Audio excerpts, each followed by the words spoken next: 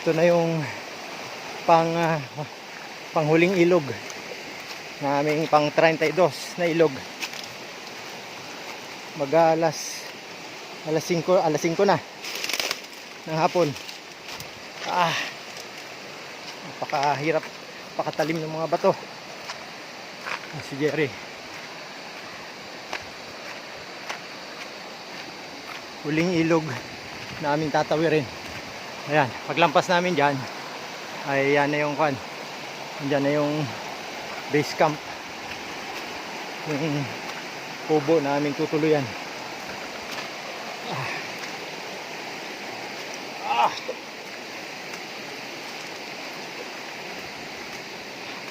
Ang bihira.